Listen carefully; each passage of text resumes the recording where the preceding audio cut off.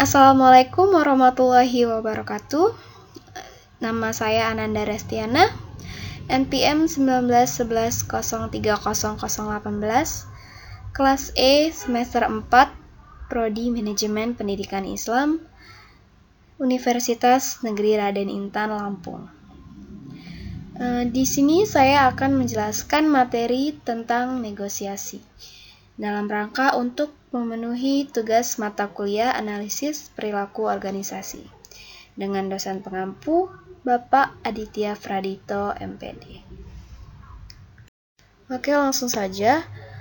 Yang pertama, saya akan menjelaskan tentang pengertian negosiasi.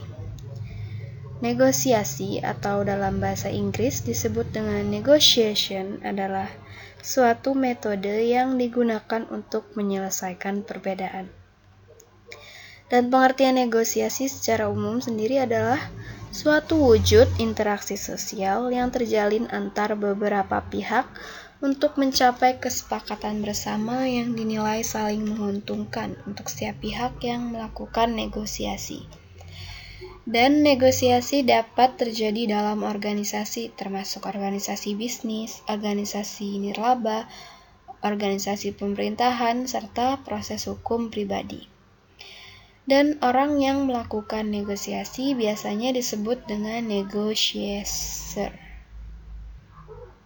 Selanjutnya, tujuan negosiasi.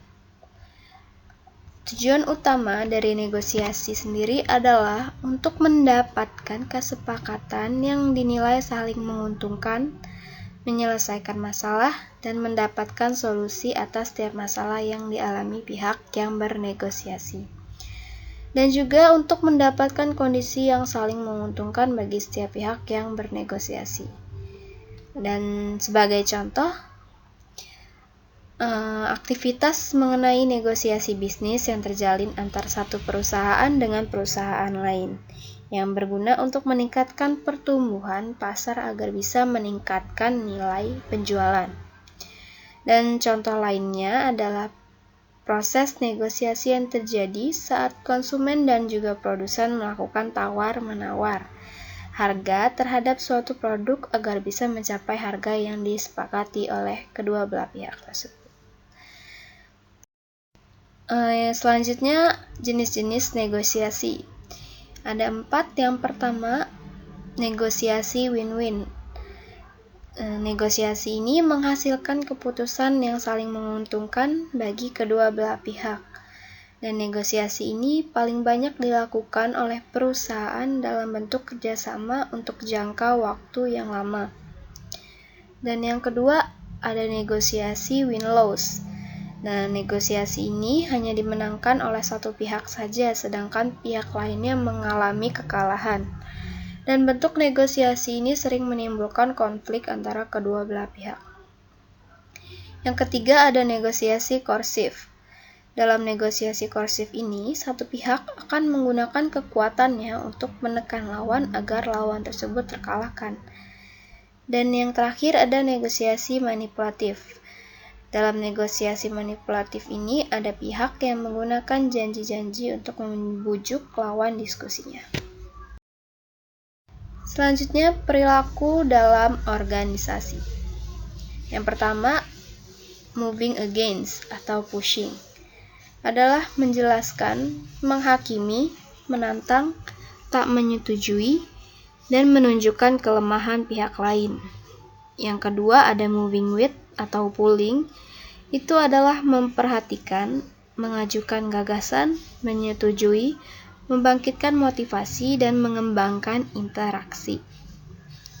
Yang ketiga, ada moving away atau withdrawing, itu adalah menghindari konfrontasi, menarik kembali isi pembicaraan, berdiam diri, dan tak menanggapi pertanyaan. Dan yang terakhir ada not moving atau letting be. Itu adalah mengamati, memperhatikan, memusatkan perhatian pada here and now, mengikuti arus, fleksibel, dan beradaptasi dengan situasi. Dan yang terakhir ada proses dalam negosiasi. Yang pertama, ada persiapan dan perencanaan. Negosiasi yang baik tentunya membutuhkan proses persiapan dan perencanaan yang matang. Dengan terlebih dahulu melakukan background check terhadap apa yang akan dinegosiasikan dan dengan siapa kita akan melakukan proses negosiasi.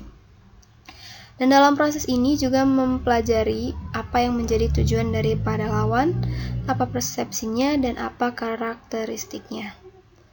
Dalam persiapan dan perencanaan ini, kita perlu memfokuskan pada kekuatan dan kekurangan yang perlu diperbaiki. Pada intinya, seorang negosiator yang baik harus memiliki pengetahuan yang mendalam mengenai apa yang akan dinegosiasikan, karena akan memudahkan negosiator dalam melakukan negosiasi. Yang kedua, ada mendefinisikan aturan-aturan pokok.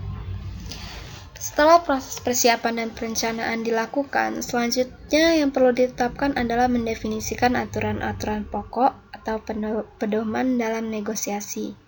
Seperti apa yang boleh dan apa yang tidak. Dan yang paling penting tentu saja adalah tujuan utama yang telah ditetapkan. Pedoman atau aturan-aturan pokok yang perlu mendefinisikan batasan-batasannya. Misalnya jika terjadi deadlock atau ketidaksepakatan, dan apa yang perlu dilakukan, dan pada tingkatan apa seorang negosiator boleh menurunkan tuntutannya. Yang ketiga, proses klarifikasi dan justifikasi. Nah, dalam proses ini, para pihak yang melakukan negosiasi akan melakukan penjelasan atau klarifi terhadap maksud dan tujuan masing-masing pihak. Dalam tahap ini, informasi akan diberikan kepada masing-masing pihak. Tentu saja, kuantitas dan kualitas informasi yang diberikan tergantung pada strategi negosiasi apa yang akan dipilih dan apakah distributif atau integratif. Dan juga kita perlu memahami bahwa dalam tahap ini pihak lain dan juga mungkin diri kita akan membesar-besarkan permasalahan atau biasa disebut dengan amplifi dan melakukan justifikasi atau pembenaran terhadap apa yang akan dinegosiasikan. Dan bahkan tidak jarang kita dapat melakukan bolstering atau menghasut. Namun, proses ini tidak harus berlangsung secara konfrontatif, bahkan ketika kita menggunakan atau strategi distributif sekalipun. Yang selanjutnya, proses penawaran dan pemecahan masalah. Nah, proses inilah merupakan proses yang paling esensial dan paling penting dalam melakukan negosiasi. Karena pada proses ini, kita melakukan proses give and take untuk membuat sebuah konsensi dan menemukan kesepahaman. Melakukan penawaran dan pemecahan masalah kepada pihak lain yang disebabkan adanya keinginan kita. Atau ini biasanya pada pendekatan atau strategi integratif.